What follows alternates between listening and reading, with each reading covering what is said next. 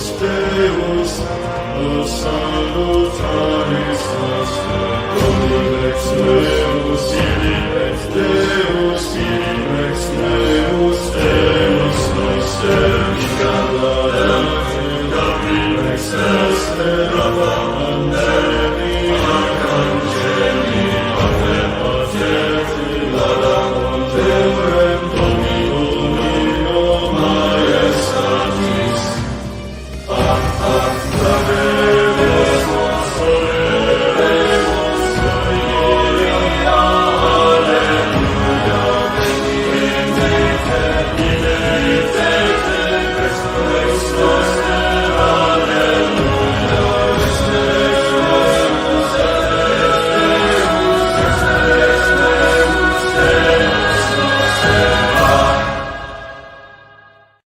So we're doing it. Been having a fantastic day. It is Thursday, July 24th.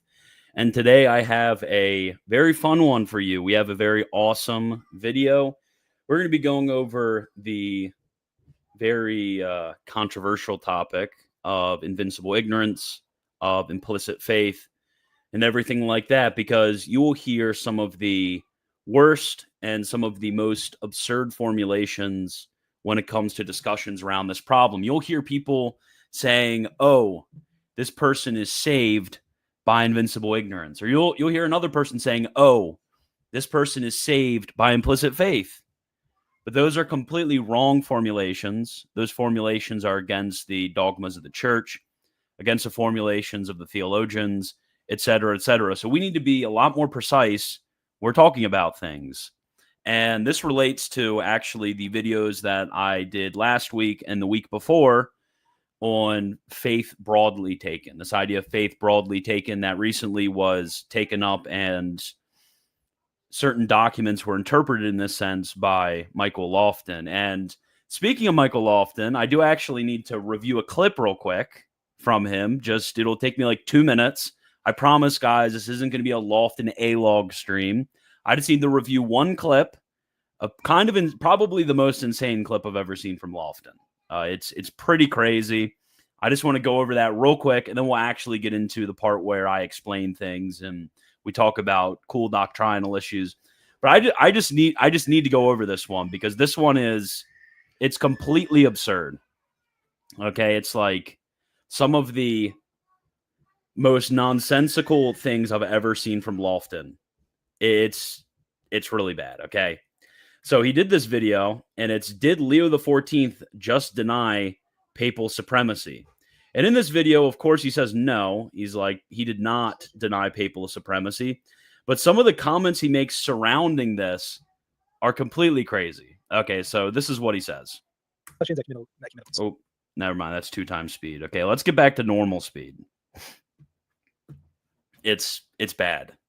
About denying papal supremacy based off of it, but it could be an indication that you might need to be more sensitive to discussions, ecumenical discussions, and how to phrase things better. Looks like he needs a better writer, right?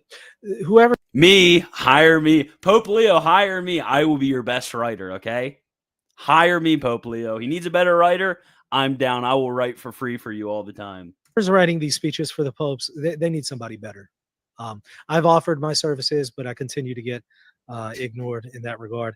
I've also offered my services in advice, in advising the Vatican about social media stuff. And yeah, that doesn't seem to pan out. And by the way, I spoke a little.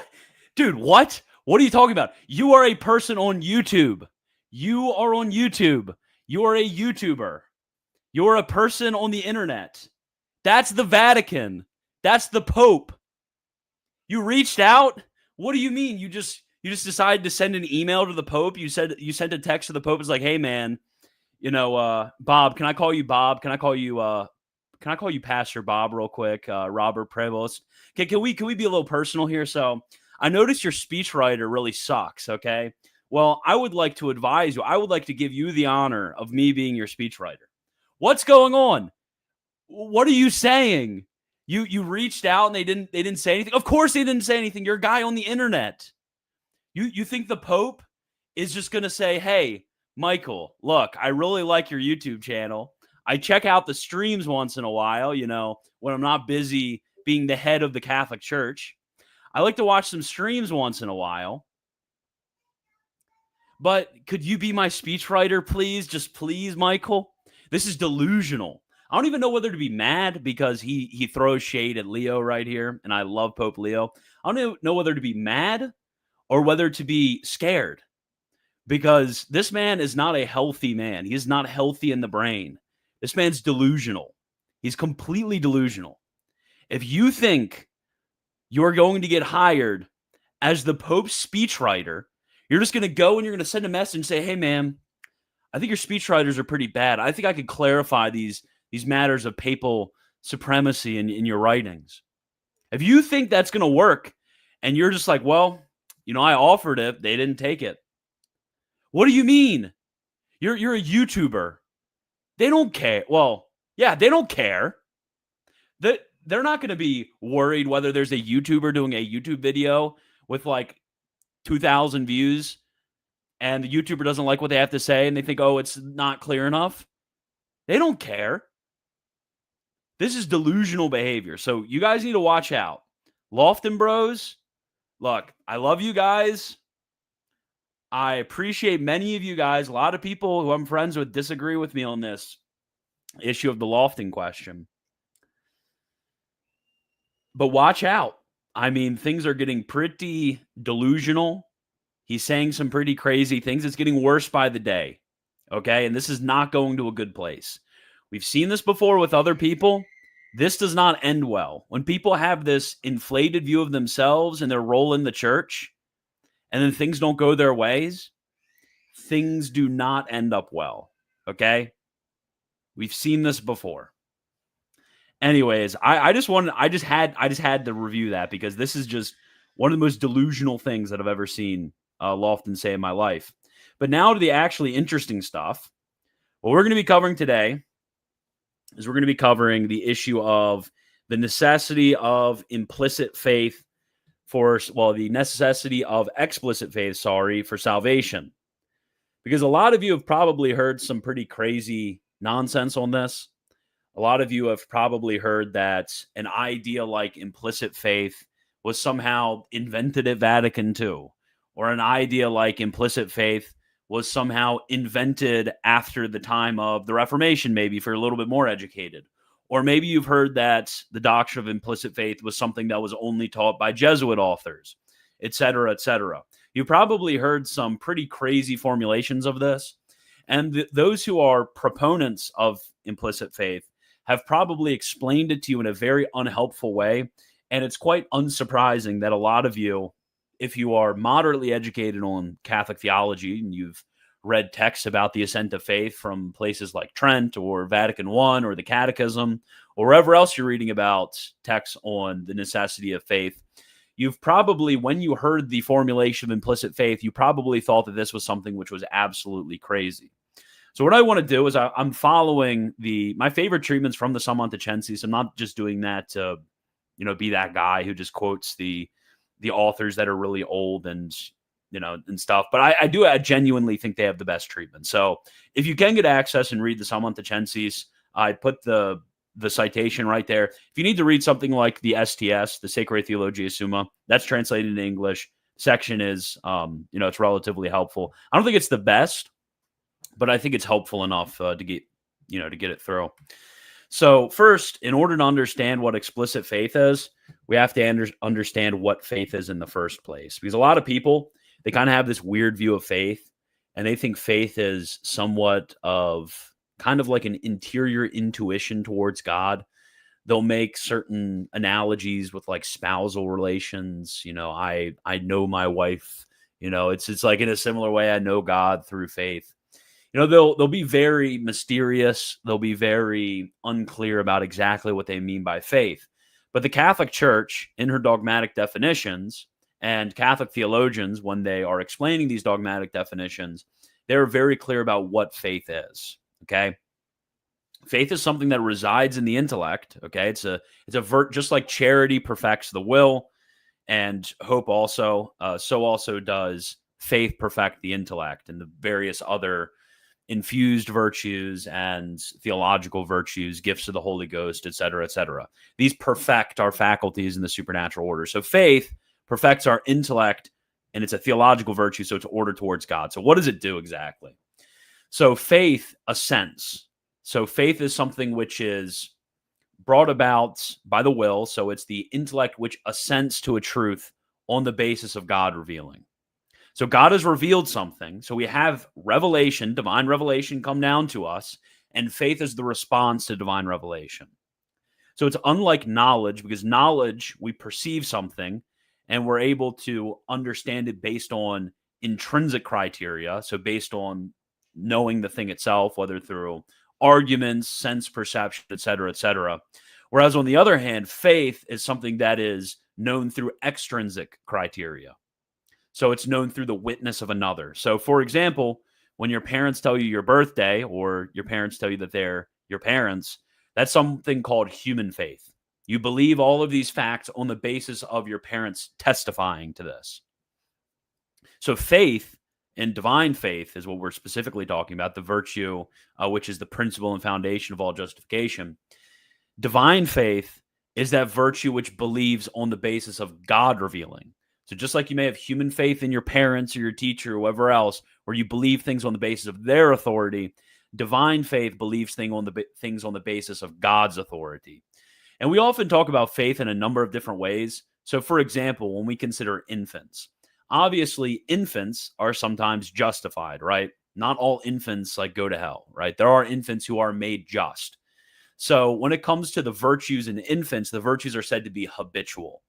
So habitual is kind of like if you're a really good tennis player and you're sleeping at night, you're obviously not actualizing the habit of tennis playing right there. But when it comes to these infants have all of these virtues and gifts. They have them habitually. They don't actually exercise them. Like you don't have infants making acts of faith, right? So infants have these habitually, but in adults, this has to be by way of act, not only by way of habit. And faith by way of act, so the actual assent to the things that God has revealed, right? This is said to be the root and principle of our justification, as I mentioned, said to be what's called the first material disposition of our justification. So this act of faith, because we as matter need to be disposed to the form of sanctifying grace, this act of faith is actually that first actual grace which disposes us in the sort of act of justification. That's a little bit complicated, so if you didn't understand that, it's whatever. But all you need to know is that an actual act of faith, believing and assenting to divine revelation, is something which is necessary. So specifically, to kind of get a little bit more technical there, we describe three aspects of faith. So we say faith needs to be supernatural in its principle.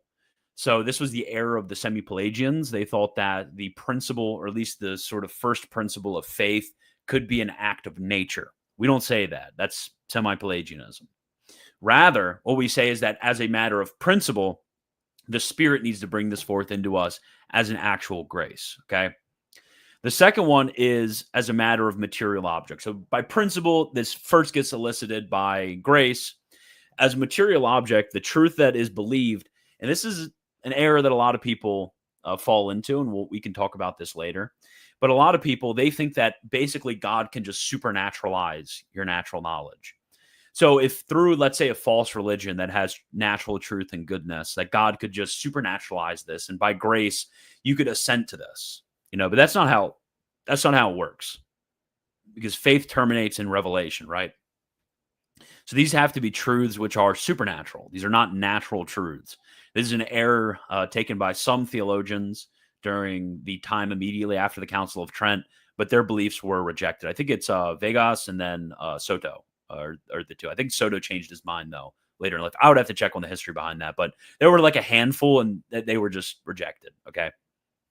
And then third, it has to be by way of its formal object as well. So by its formal object, it has to be proposed for our belief by divine revelation. So it has to be a supernatural truth to where the principle of assent is an actual grace, and it has to believe on the basis of God revealing. So, for example, this is why the beatific vision is not faith, because beatific vision, we know something which is supernatural. We have a supernatural object, and it's brought about within us by a supernatural principle, but the formal object is not an assent on the basis of God revealing. So that's not something which is the assent of faith. So faith is something which is perfected by vision. So it goes away. It's perfected by vision in accordance with the teaching of St. Paul when we have the beatific vision. So if any of these three are missing, then it's not an act of faith. Okay? Not at all. So we can talk about as well to kind of get us into a slightly deeper reflection is we can consider explicit versus implicit acts. And this is specifically talking a little bit more about the material object of the act, okay? So when we have an explicit act, it terminates in the object itself as considered by the intellect, okay? So if I say, I want to learn from St. Thomas Aquinas, that is an explicit act where I desire to learn from St. Thomas Aquinas, okay? And then on the other hand, we can have an implicit act. So when it comes to an implicit act, it is an act in some sort of proposition. So let's say we assent to a certain proposition, and it has some sort of implication tied to it. So we're assenting on the basis of a certain principle. It may sound really weird, but it'll be clear with the example. So let's say I say, I want to learn from the best theologian ever. Implicitly, I'm saying I want to learn from St. Thomas Aquinas because St. Thomas Aquinas is the best theologian ever, right? So another example, and this gets brought up a lot by the theologians, is our implicit faith in the church. So we have an act of implicit faith where when you join the church, you don't list out all of, and this is the reason why like people complaining about we not having a list of infallible dogmas is kind of stupid, okay? So we don't go when we join the church and say, hey, I believe in this dogma and this dogma and this dogma and this dogma. We go down the list of all the dogmas, and we go down the list of all the, the things that are doctrinal, et cetera, et cetera. We go down all the lists of things. We don't do that, right? Rather, we make an act of faith and say, I believe whatever the teaching church believes. Okay, that's what I believe. That's my profession. So that right there is an act of implicit faith. Or similarly, even Protestants could have this idea as well. Protestants frequently critique us over that take in implicit faith, but they have different versions of implicit faith. So for example, if I said, I believe everything is true that St. Paul ever wrote. Now, if you ask me, okay, well, could you explain every single detail of everything that St. Paul wrote? I would say no. I have an implicit faith in everything that St. Paul wrote being true. So we have to remember, though, is that this term implicit gets taken in a very, very weird way. So oftentimes what you'll have is a lot of theologians will describe implicit faith as what's called a fides virtualis, or virtual faith. So basically their idea of faith is they have this weird confusion over the relationship between the necessity of the act of faith and something like the necessity of membership in the church or the necessity of baptism. And they confuse the two concepts, and they confuse the different degrees of necessity. And what they say is actually, just like a catechumen, for example, could be justified by desiring to have the sacrament of baptism. So he has a willingness to be baptized, or he has a willingness to join the church, the supernatural society, which is established by God and necessary for salvation. Just like he could be justified with that degree of willingness or desire, so also they would say that a desire for the act of faith could suffice for salvation. Or they would say that an implicit act, which is not an act of explicit faith, but just kind of like a totally implicit act.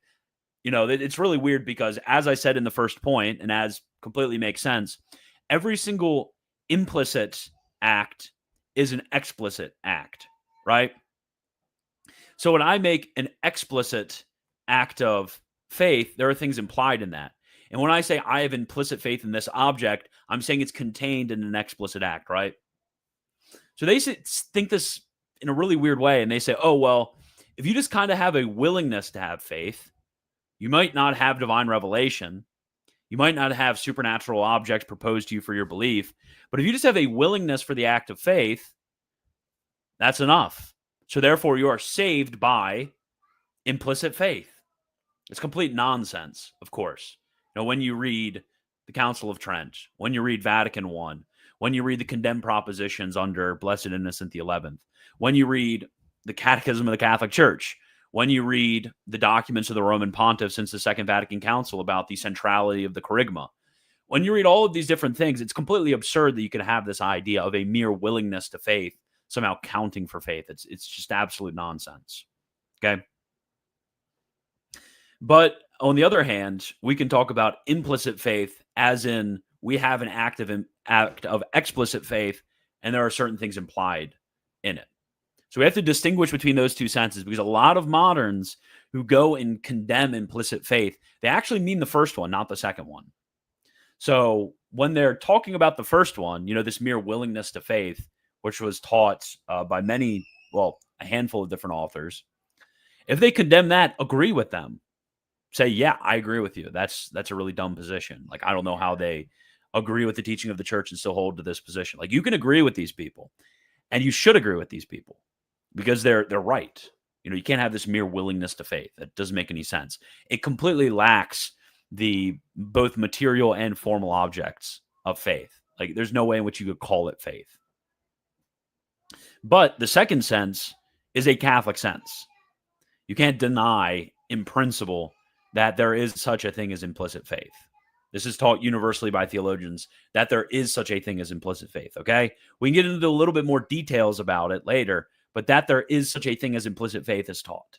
So if somebody denies that, then they're in error. Not even the Protestants will wholesale deny implicit faith. Okay. Now the next thing to talk about, so we've gone over what faith is, as that assent which needs a supernatural principle and material and formal object. We've talked about the different ways in which we can talk about explicit and implicit acts. Now what we need to do is we need to talk about the different ways in which we talk about necessity. Because a big error that a lot of people will have is they will screw this up big time. They will completely mess this up, which is why you hear the dumbest things possible about invincible ignorance. You hear the worst things possible about implicit faith. You hear horrible things about baptism of desire and the necessity of baptism for salvation, the necessity of membership in the church for salvation. You hear the absolute worst things ever, the necessity of sanctifying grace for salvation. I've seen the craziest things just because this term necessity or necessary is not understood.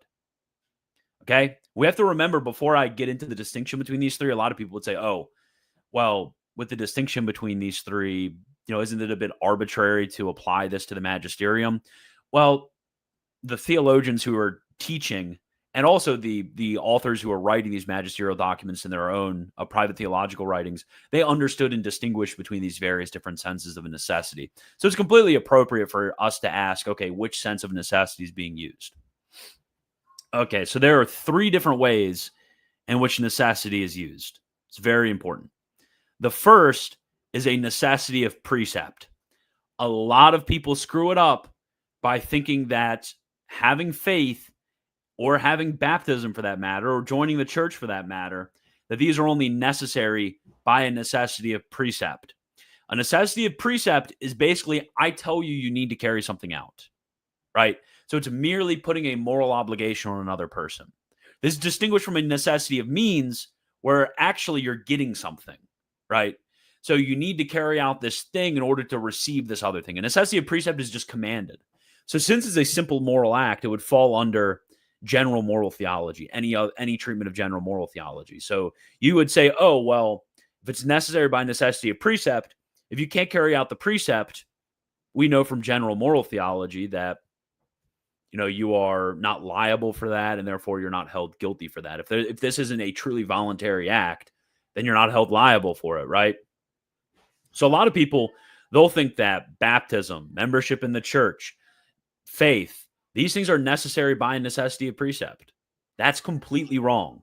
This is why you have the people who say insane things like we are saved by invincible ignorance. Invincible ignorance means that you are not somehow liable for something. Faith is necessary by a necessity of means, not a necessity of precept. So if you don't carry it out, sure, you're not liable, but you still don't get the thing that faith is supposed to acquire, right? So you're not freed from the obligation of faith simply because of invincible ignorance. That's completely wrong. Nobody is saved by invincible ignorance. Then we have a necessity of means. So as I mentioned, necessity of means is actually going out and getting something, right? So moral imputability for a necessity of means doesn't matter at all. Doesn't matter in the slightest whether it's morally imputable or not.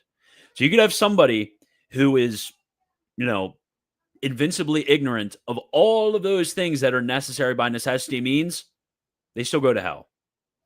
They straight to hell. They go to hell, okay? Because it is not merely necessary by necessity of precept, like, some of the precepts of the moral law. Let's say, you go and you steal, and you are somehow invincibly ignorant of stealing. To not steal, we could say that's necessary by necessity of precept. It's kind of weird to state it like that, but sure, we could state it like that. Or, maybe somebody is invincibly ignorant of one of the articles of the creed that are not the chief articles. So somebody is somehow, let's say they're so badly catechized, they don't know about the resurrection of the dead, but they believe, in the Trinity, the Incarnation, all of the redemption of man, all of that stuff. But they're just not aware. They've never thought about the resurrection of the dead for some really weird reason. The resurrection of the dead, that's necessary by necessity of precept. So this person, they would not be held liable. They wouldn't go to hell just because of that lack right there. Unless obviously they obstinately denied it, then they would be a heretic, and all heretics go to hell, okay? But with necessity of means, you actually are acquiring something from the application of the act. So it's not like a necessity of precept. This is why it's so bad to talk about somebody being saved by invincible ignorance. It makes no sense whatsoever theologically. So we have two different ways in which we can talk about a necessity of means. A necessity of means per se, and a necessity of means per accidents. Okay? So, and this is a confusion that a lot of people have as well, which is why the Fides Virtualis doctrine exists. So a necessity of means per se means you actually have to have the actual application of the thing. So you actually have to take it and apply it because there is some sort of necessary or absolute connection between what is received and the means themselves. Okay? So this is why Mr. Corleone Thomist, now this is why he's wrong. Okay? This is why he's wrong, but I'll explain that in a second. So when it comes to a necessity of means per se, there is some sort of necessary connection with the thing, with the very concept of the thing, to where it could not exist without it under any circumstance. It is impossible by the nature of the thing. Possibly by positive law, it could be otherwise, but by the very nature of the thing. This is where the, sorry, I didn't mean what I just said with the positive law thing. That's kind of for later. Okay, but so forget I said that. But there is such a connection between the nature of the thing and the application of the means that you just have to have the actual application of the means, or else you're just never going to have it. So this would be like sanctifying grace. For justification, you need sanctifying grace. That is necessary by necessity means per se. There is nothing that can substitute for sanctifying grace. There's nothing that could substitute for charity.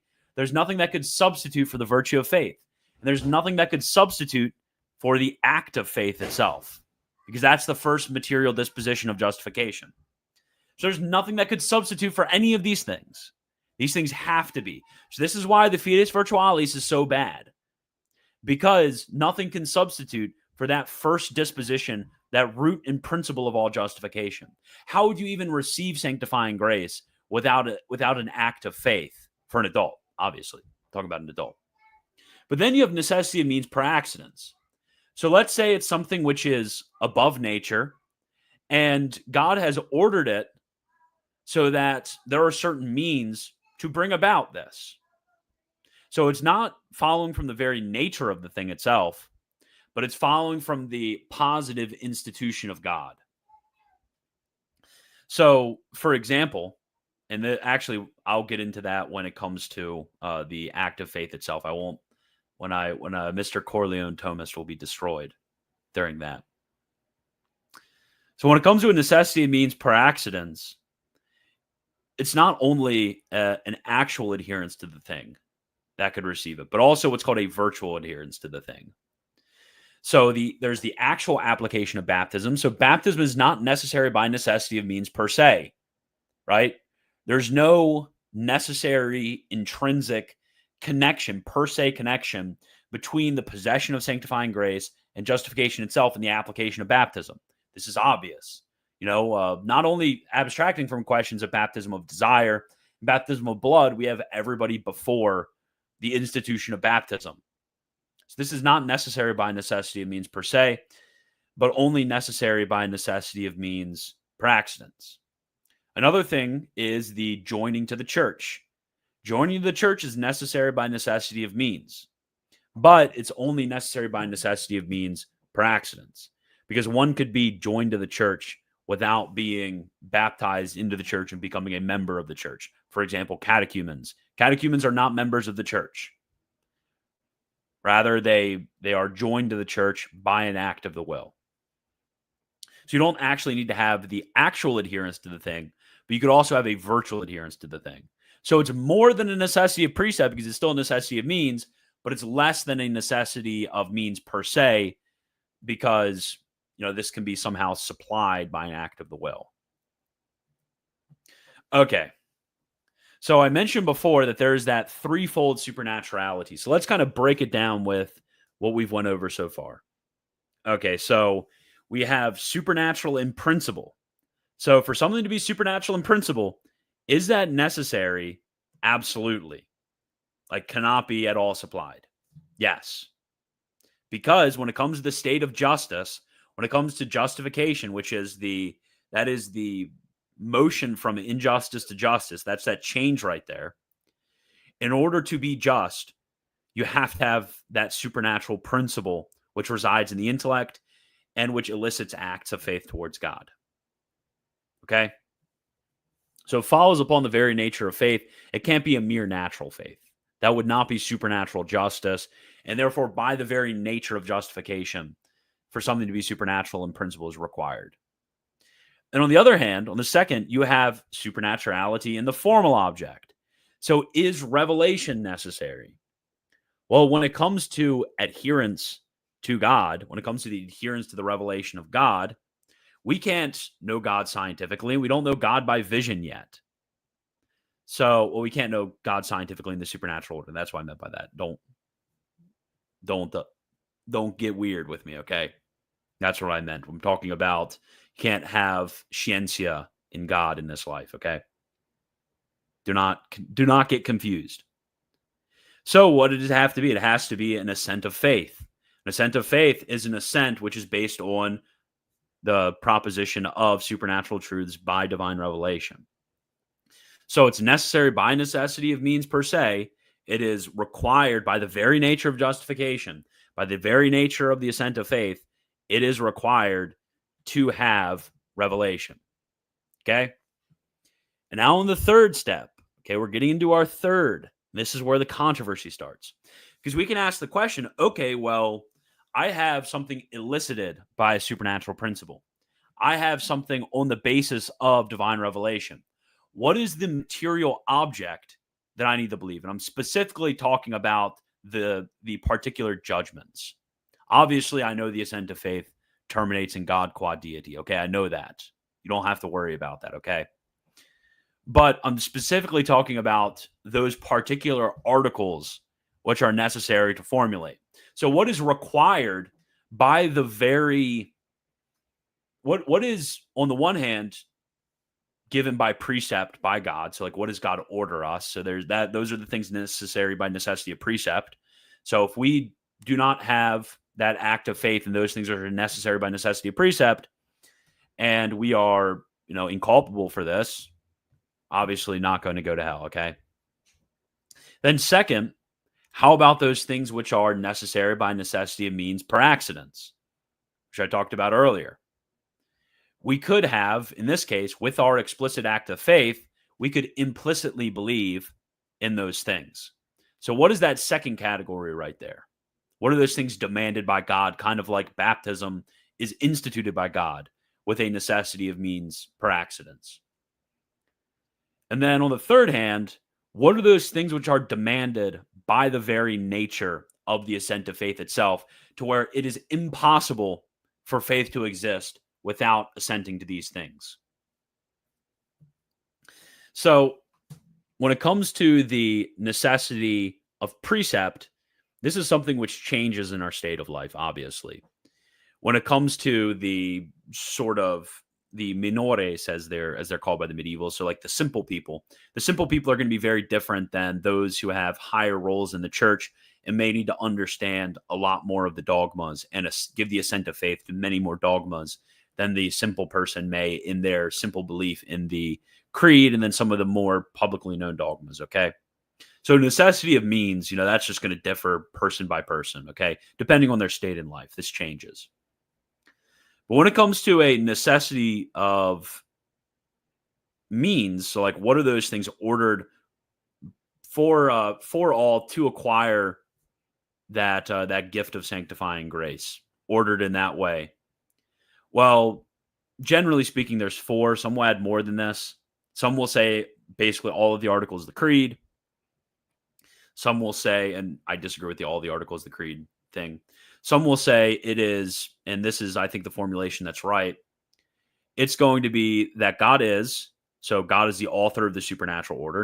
Notice this isn't just like natural knowledge of God. Those things are known by knowledge, not by faith, okay?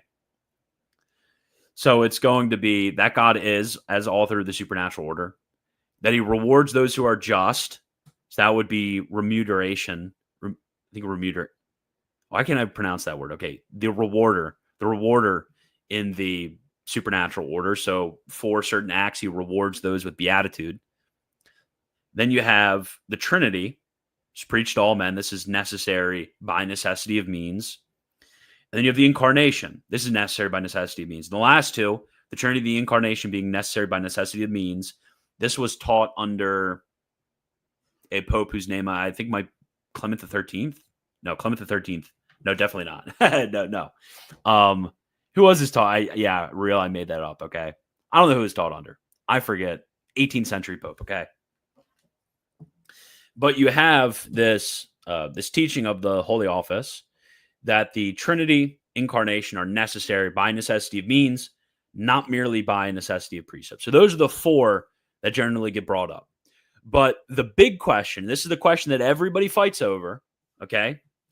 Is it possible for those last two, the Trinity and the Incarnation, is it possible for them to be necessary by a necessity of means per accidence? Is this possible? So what this would mean is that what we could have is in those first articles, because when it comes to that God is and rewards those who are just in the supernatural order, those things are the very foundational points, the very, without which faith cannot exist, necessarily connected beliefs. You can't have an adherence to the supernatural order without believing that God is the creator of that supernatural order and the rewarder of that supernatural order. It's like there's no possible way in which we could think of the assent of faith happening without these two things. So those two are obviously necessary by necessity means per se. But contained in those things, could we have this belief that there's going to be a redeemer? This belief that there is going to be that there are sublime mysteries in God, which is basically contained in those first two acts that we talked about. Can we have these acts have implicitly contained within them the beliefs of the Trinity, the Incarnation, and therefore you could have somebody who is theoretically, I'm not saying it even actually happens. Somebody could hold the position, I think they're necessary by necessity means per accidents. I just don't think it ever happens. Somebody could hold that position if they wanted to. There'd be nothing wrong with that. But could you have theoretically, or perhaps actually, if you point to some point of divine revelation, could you have somebody who believes in those first two explicitly and then the other two implicitly? So that's the big question. There's kind of an analogy right here with limbo, because when it comes to baptism, baptism is necessary by necessity of means per accidens for infants in order to be justified. When it comes to sanctifying grace, that is what's necessary by necessity of means per se for infants to be justified. The positive means which God has established, those ordinary means that God has established, is the sacrament of baptism for the justification of infants. So if you have an infant who dies before baptism, they did not receive the means that are necessary by necessity means per accidens. But God could work outside of the ordinary order because there is some sort of possibility for God to infuse sanctifying grace in these infants. So we're kind of asking a similar question. So you have the situation with people who have not heard the gospel, and God, as St. Thomas says, if this person, uses the natural gifts well, they use those sufficient graces well, they may not condignly, obviously, but congruously merit from God that he may send a preacher, just like Cornelius, right? So God may send a preacher to this individual to preach the gospel explicitly. But also, God could just propose immediately, extraordinarily, infuse, sort of give that little private revelation to the intellect of that person. It could just infuse things. Now, of course, God could just infuse to them belief in the Trinity of the Incarnation. That's possible. You could say maybe when God does that, that's all he does every single time is Trinity and Incarnation gets explicitly believed.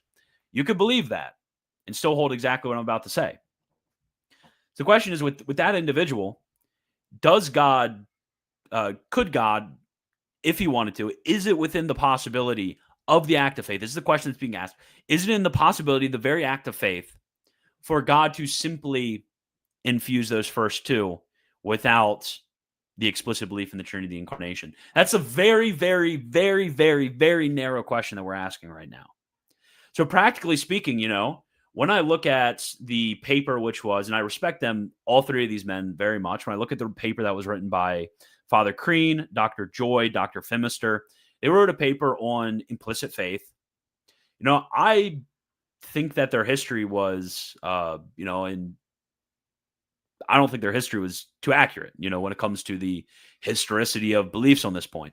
I don't think their descriptions were super precise of those who believed in implicit faith. I think they unfortunately equivocated on a few points between different schools on this, different formulations. There's like half a dozen different formulations that are very, very different. Like Rapalda is very different than Soto, who is very different than the Antwerp theologians, or very different than Suarez. These are all very different people, very different from the Samothacenses. These are all, you can't just lump them all into, well, obviously Suarez and the Samothacenses are very much alike, but you get what I mean. But as much as I respect them, theoretically, no difficulties. But practically speaking, very, very similar, practically speaking, okay? So it's a very, very narrow question is what I mean to highlight by this. So when it comes to the necessity of the Trinity of the Incarnation, the majority of theologians say that it is only necessary by a necessity of means per accidens. So this is the distinction, actually, that that paper that I just mentioned, it failed to address. It failed to address the distinction between the necessity of means per se and the necessity of means per accidens. Because most theologians held that it was necessity of means per accidens. The vast, vast majority held that. Vast majority.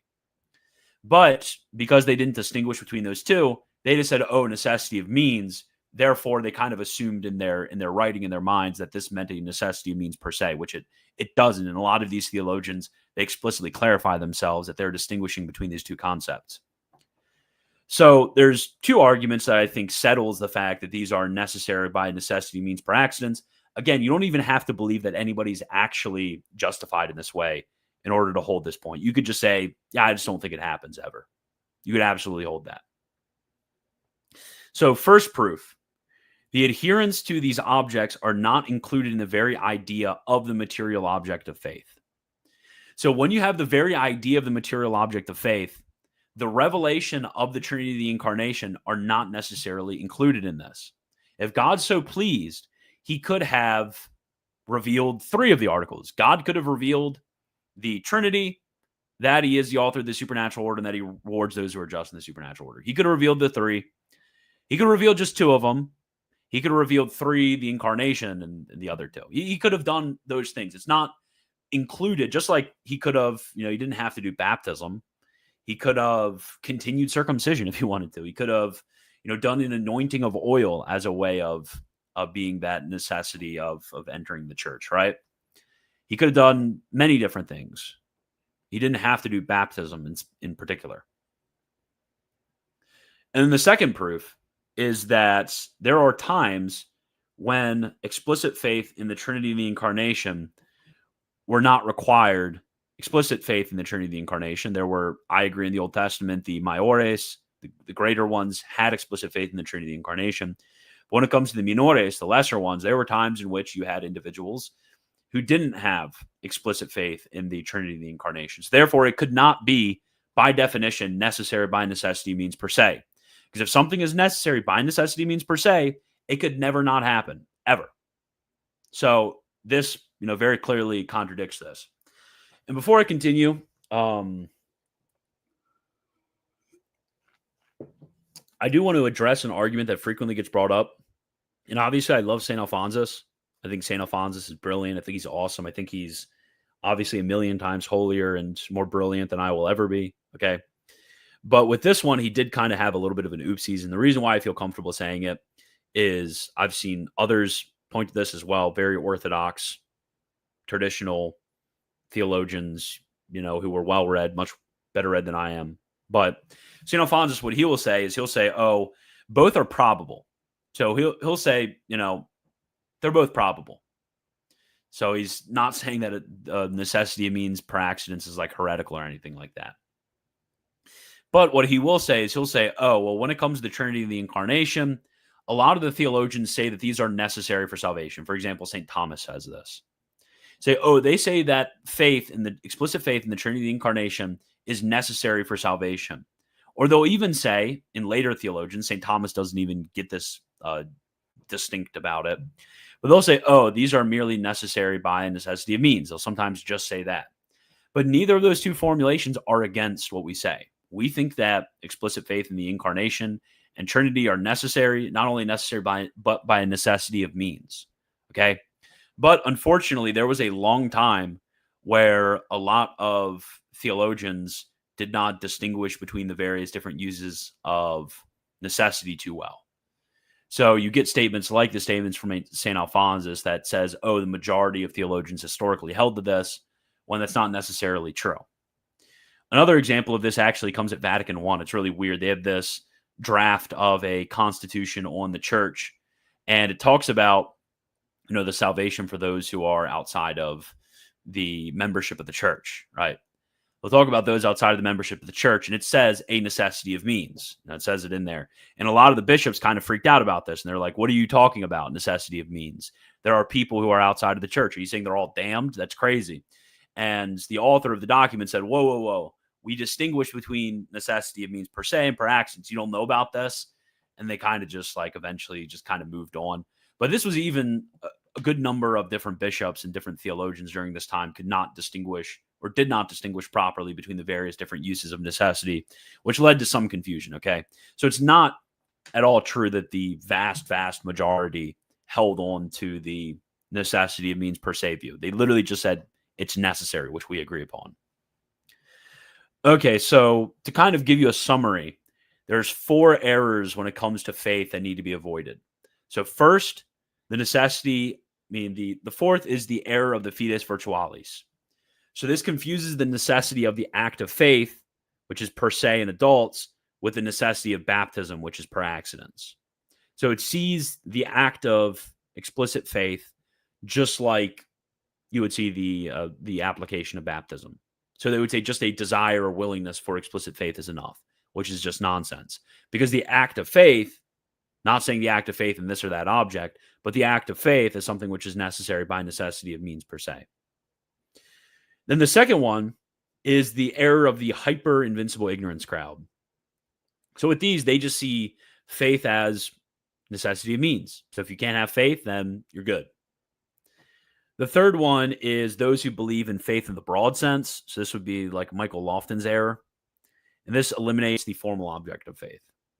And the last one is those who expand unnecessarily the necessary objects of faith. So they expand those things which are necessary by necessity means per se. They expand it beyond that God is and rewards those who are just to many other different articles.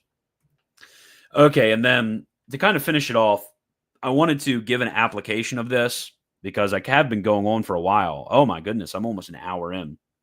I'll answer some questions after this, and then I need to go. I'll be in Steubenville tomorrow. If any of you are in Steubenville, watch out, okay?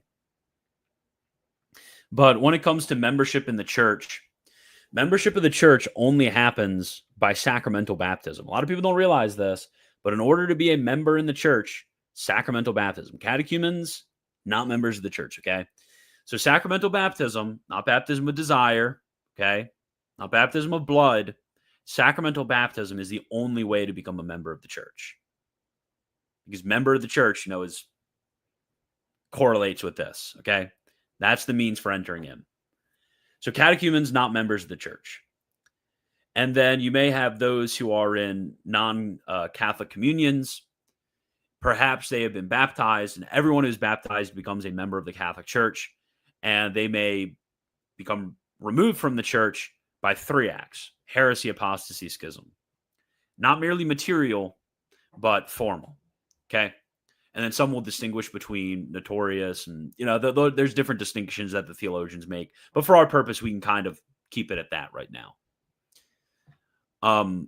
So those who are members of the church are those who have been baptized sacramentally and have not split off from the church by heresy, apostasy, or schism. So we need to remember this, because what a lot of people do is they will read the definitions of the church, like the Council of Florence, and it says those who will be joined to the Catholic Church by the end of their life. Those who will be joined to the Catholic Church by the end of their life. A lot of theologians, they couldn't see how this fit in with the traditional views of material heresy, material schism, implicit faith, and such. So a lot of people, they were just like, oh, I guess membership in the church is only necessary by necessity of precept. Or they'll say, maybe you don't need to be a member of the body of the church, the supernatural society that is established by God for our salvation.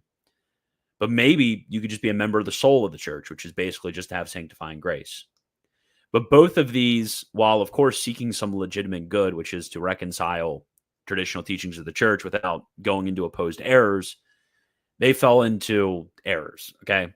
You can't speak like this. You can't speak like, oh, you're just joined to the soul of the church, or, oh, the necessity to joining the church is only necessity of precept. You can't say that. Rather, what we say is that to be joined to the church is not necessarily to be joined by sacramental baptism as a member. One could be joined to the church by an act of the will. This happens with catechumens. Catechumens are joined to the church, but they're joined to the church by an act of the will. So that's like the important application there when we're thinking about these different notions of necessity, is that joined to is not the same as membership. So we say outside of the Catholic Church, outside of all of those joined to the Catholic Church, unless you are joined to the Catholic Church before the end of your life, you are going to be damned, okay? But we just say that you don't need to become a member of the church by sacramental baptism in order to be joined to the church. And this is evident from, all theologians forever teaching that catechumens who make an act of faith and who are vivified by charity, these catechumens are joined to the church. And if they die without sacramental baptism, they go to heaven, aka baptism of desire. And then also most theologians are going to say that beside an explicit desire, we could also have an implicit desire, which is that desire to, if God commanded it, join a supernatural society which has been established by him. Venerable Pius XII, he describes this as, quote, by an unconscious desire and longing. That's the type that he will mention. Okay, so that's all that I have when it comes to this. Sorry for the big yap fest. I kind of went off a little bit on a few tangents right there. Okay, so let me answer some of the questions. Hopefully, I can explain a few things to you. Perfect timing. Just finished Vespers. 176 watching, 36 likes. Everyone liked the video. I'm Michaeling my Lofton to the... Okay, thank you, bud. Wagner son, I love you. Please, Godfather, my babies, please. Flex Cathedra, you dog. How is it possible for an atheist to be saved? Atheists, okay, I'm tired of this is another thing. This will make me crash out, okay? People talking about atheists being saved. Oh my goodness. An atheist being saved. Are you kidding me? Are you kidding me? An atheist being saved? I've never heard such a stupid thing in my lifetime. It's just pure nonsense. Are you kidding me? You need to have the theological virtues to be saved. What does the theological virtues mean? It means it has God as the object. So when you have faith, you believe something on the basis of God revealing. How can you believe something on the basis of God revealing if you don't believe in God?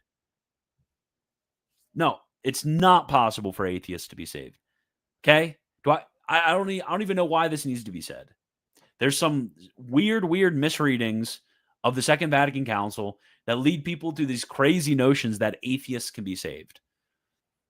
No, it's silly, okay? So wait, if not members in any respect, then how might those possessing baptism of desire / baptism of blood be united with the body, since this is required for salvation, and these may obtain salvation? Well, you don't have to be united to something in act. Like, you don't have to be actually united to something. You can be virtually united to something. So, for example, when it comes to the sacrament of baptism itself, they are virtually united. That is in virtue, so like in an act of the soul. They are virtually united to this act of baptism by desiring to carry out the sacrament. So they do not become members of the church. To become a member of the church, you need to have the sacrament of baptism.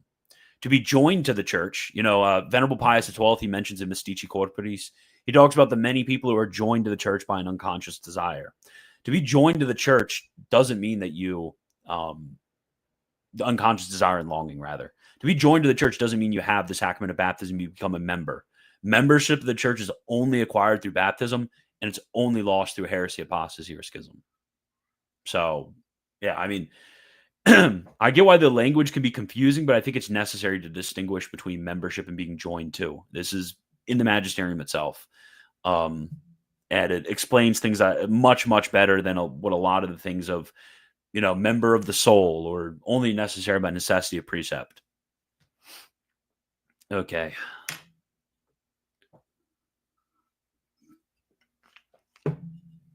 Okay, so kind of a secondary question, but how does one understand the faith of a catechumen as opposed to that of the baptized? Isn't it merely a natural adherence to things supernaturally revealed? No, not at all. It could be. So you could have certain people who are in the catechumenate and they only have certain natural acts of faith. Like that's possible. They've made the judgment of credibility. They're seeking faith and they're being, raised up in the Catholic religion. But when you read the OCIA documents, so like the documents from the church on catechesis, what you see is that what you're supposed to do as a catechist in order to discern whether somebody is prepared is to see those movements of supernatural virtue. So in the case of somebody who already has divine faith, somebody who that first material disposition in the line of justification has already, occurred, and they have been justified by the grace of God. And when it comes to that individual, it's not like they went from when they're baptized. It's not like they are, double faithed or anything like that. They already have the theological virtues. So what is given is given a certain, we can describe it as an increase. So maybe double faith might be the might be a way of talking about it. And given an increase as in like a strengthening of the act. They're given the indelible mark. They're joined to the church by membership and not merely by a joining of desire. So there are still the remission of all temporal guilt. So there are temporal debt, rather. So there are a number of different things that still happen for the baptized when it comes to catechumens who are given baptism and already have faith.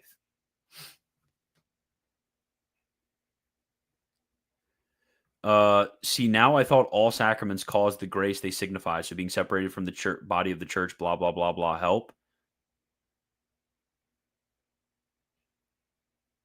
Yeah, Saint Thomas, he actually mentions this and is something related. I don't know if this is what exactly you're asking. Something related, and I talk about this a lot in my website. So my article about the uh, key to understanding Vatican II, I think it's called, in the medievals, something like that. But St. Thomas, he has this quote, and he says that baptism as the sacrament of unity gives that which it signifies. So it gives the unity of the church. So the very unity of the church is given in sacramental baptism. So somebody who is baptized as a heretic, until there are those contrary acts, obviously as a heretic means the minister is the heretic, not that they are a heretic, because then they would be severed from, the church by an act of heresy. Okay. But somebody is as a heretic, in a heretical communion by a heretical minister, they are baptized. They are joined to the Catholic Church by this baptism, and only separated from the Catholic Church by an act of heresy, apostasy, or schism. So baptism gives that which it signifies. Okay. My voice is starting to go. I was yapping for too long. Okay, let me see if there's anything else super necessary. Okay, for the record, I don't believe they can be saved. Okay. Oh, I know. I have a pre-Vatican II book titled Salvation of Those Without Faith. Haven't opened it yet. Yeah, it's rough. It's very rough. I'm telling you, a lot of people don't realize this, but Venerable Pius XII saved our butts. He saved our butts. There were crazy things which were going on in the decades before Vatican II with a lot of these weird. That's where Fides Virtualis comes from, by the way. Like, you're like, oh, all of these liberals holding to virtual faith and a merely implicit faith with no explicit act of faith. What a bunch of weirdos. Where'd they get this from? They were teaching it before Vatican II. Oh, all of these weird theories about limbo and the necessity of baptism. They were teaching it before Vatican II. There were the church's only necessity of means. They were teaching it before Vatican II. There was a lot of crazy stuff with some of the theologians before Vatican II. Okay. But the magisterium held us very tightly. So when you read Vatican II on the necessity of the church, and you read the Catechism on the necessity of the church, and it very clearly talks about the church as a necessity of means, that is like an arch conservative position in 1930. Okay. Vatican II saved our butts. Venerable Pius XII and Vatican II saved our butts. There were a lot of theologians who were kind of going off the rails well before Vatican II. Okay. That was a huge, huge conservative push in these areas in particular, when it comes to the nature of the church and the necessity of faith. A lot of people don't know the history behind the crazy things people were saying in the decades before Vatican II. Very helpful. Thank you. Not to be a snob, but could you provide some sources to read relating my question? Yeah, the OCIA manual. The OCIA manual goes over in detail the acts of the discernment of the supernatural acts in the soul. The OCIA manual is awesome. It's very practical too in the way in which it talks about the life of the catechumen, its relation with things like motives of credibility, etc. Oh, does PineSap have a good stream on that? Awesome. Okay, so would being joined to the church versus a member of the church be the concept of the children of the bride versus the bride herself? Yeah, I mean, there's a certain analogy that's made here with the actually, no, that would be the analogy of those in heretical communions who are baptized, like what St. Augustine says of the church begets children for herself in the wombs of her handmaidens. Like the idea of the patriarchs' wives, Jacob's wives, is you have Leah and Rachel who are begetting children for themselves, like their children, in the wombs of their women servants. So just like the Leah and Rachel, not Sarah. Leah and Rachel are begetting children for themselves in the wombs of their handmaidens. So also is the church begetting children for herself in the wombs of heretical communions. I used to be an atheist, but now I'm with Christ and his church. So awesome, Crispy. We love to hear it. Okay.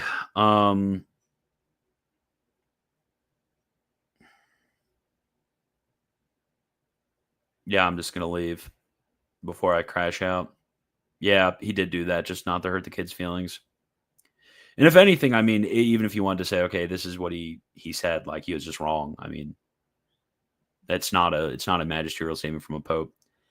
Anyways, I hope that you all have a fantastic weekend. For all of you who will be in Steubenville tomorrow, I will see you tomorrow. Be there. And as always, actually, no, I forgot something. I promised Comicle that I would review his recent video on stream. Okay, so we're going to do that before I leave. Comicle is my friend, so I would never lie to him, okay? Let me see. Comicle. Boom. It's called Council of Trent Exposed. Okay. Let me share it. This is going to be so awesome. Do it 1.25.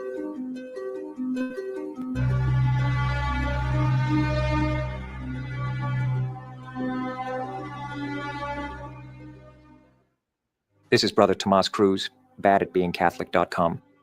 After much study in our heavily cloistered monastery, the brothers at Most Lonely Family Monastery have come to the unfortunate but true conclusion that the Council of Trent is actually a false council for promoting its many heretical ideas, and therefore we must reject the post-Trent counterchurch and all the popes that followed it. Many people try to claim that the Council of Trent teaches the heresy of baptism of desire, and of course this is false, as we have proven in our 3-hour-long video on the true meaning of the Latin word ought. However, it is unfortunately true that this quote council still clearly teaches a very similar heresy in session 14, chapter 4. This section explains how one may receive the forgiveness of personal sins, even mortal sins, outside the sacrament of confession. Council of Trent, session 14, chapter 4, quote, "The Synod teaches moreover that although it sometimes happen that this contrition is perfect through charity and reconciles man with God before this sacrament be actually received, the said reconciliation, nevertheless, is not to be ascribed to that contrition, independently of the desire of the sacrament which is included therein." Yeah, so that's another thing, the necessity of the sacrament of penance.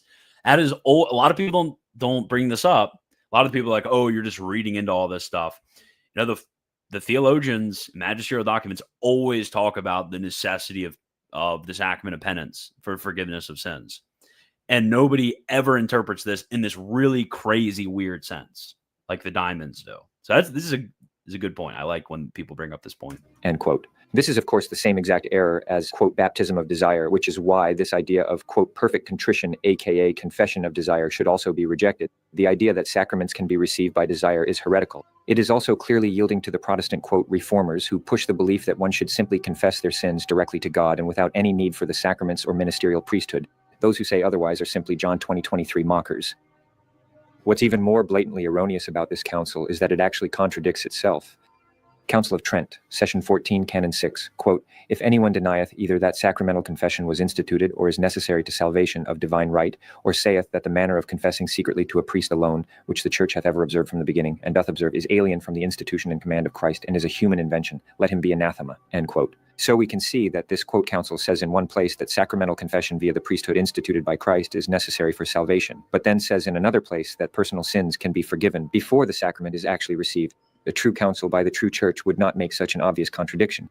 So in summary, this idea is a complete novelty that did not exist in any magisterial teaching prior to this, quote, council, and thus all true Catholics must reject it. But this is not the only error of this, quote, council. This council also attempts to silence our monastery 400 years before it even began. Council of Trent, session 5, "In the monasteries also of monks, let there be in like manner a lecture on sacred scripture where this can be conveniently done. Wherein of the abbots be negligent, let the bishops of the places, as the delegates herein of the apostolic see, compel them thereto by suitable remedies." This is clearly an attempt to delegitimize our monastery because we focus our efforts on making YouTube videos. Of course, this false council fails to realize that in the time of the great apostasy, we are not required to pray the daily office if doing so allows us to make videos that will save souls. In another place, this quote council says, "The metropolitans shall not fail to assemble a synod, each in his own province, least every 3rd year, at which council all the bishops and others, who, by right or custom, ought to be present thereat, shall be absolutely bound to assemble." This is, of course, the error of synodality that we see infecting the counterchurch of today. This false council also makes a disgusting endorsement of no-fault divorce when it said, quote, If anyone saith that the church errs in that she declares that for many reasons a separation may take place between husband and wife in regard to bed and with regard to cohabitation for a determinate or for an indeterminate period, let him be anathema, end quote. How can these dishonest, quote, Catholics and false traditionalists claim that this council is legitimate after seeing our material? Finally, we want to bring your attention to the heretical, quote, Tridentine Mass. Many false traditionalists sing high praises for this, quote, liturgy, but many of them are blinded to the many inherent problems. Here is Archheretic Bishop Fillet celebrating this, quote, Mass.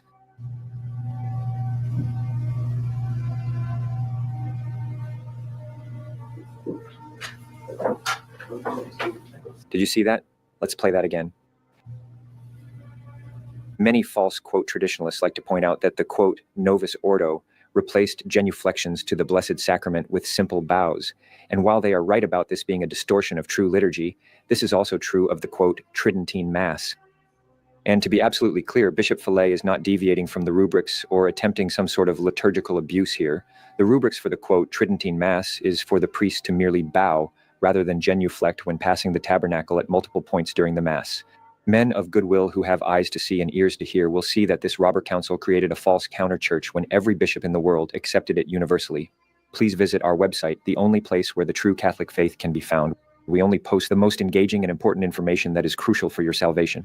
Please also consider making a donation as we are. Is that real? The McDonald's ice cream conspiracy? I guarantee I would. Yeah. We are in the process of raising funds to replace the heated floor system in our basketball court. I've been trying to get Brother Superior Michael to replace them for 2 years now, but he keeps saying that we can't afford it due to how much we already spend on Ezekiel bread.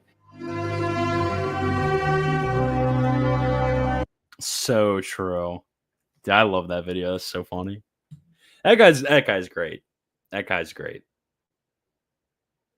Yeah, but I mean that's basically how all of their videos go. Yeah. A bit off topic, but good books upon Mariology. I don't really know. I actually haven't read a bunch of like scientific Mariology. Like obviously there's Mother of Our Savior by Father Lagrange, who just kind of gives the Thomistic positions on things. So that would be a good place to start. Wagner's the only apologist that gives Venerable Pius XII his credit. Here's a bribe for you to pray for his canonization. Of course, I love Pius XII so much. If you guys don't like Pius XII, you're not on the team, okay? Venerable Pius XII, he saved us, okay? He saved us. He saved us from a lot of crazy stuff that could have happened, a lot of crazy teachings that could have happened, etc. It was he was such an amazing pope. Okay, anyways, I'm actually going to go now. I hope you guys appreciate that. Hope you had fun. I'll see you guys tomorrow. And as always, God bless.